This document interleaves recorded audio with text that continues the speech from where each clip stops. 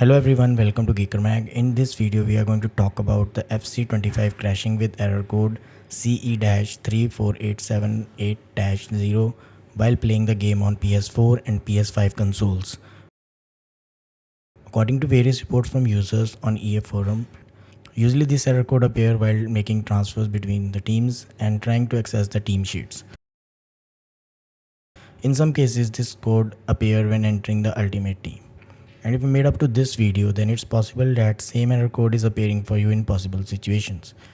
There is no confirmation from EA regarding this issue, so it seems like they are unaware of this issue. Talking about the fix, one user suggested that this bug only affected the ultimate team mode and deleting the squad helps in fixing the issue. And this is the only working solution to fix this bug as of now. So consider this as a temporary solution and give it a try until EA fixes this issue. I hope that EA will soon fix this bug. In the meantime, if you are aware of any other solution, then feel free to share in the comments as this will help other affected gamers. And if you find this video useful, don't forget to like this video and subscribe the channel as this encourages me in creating more similar videos.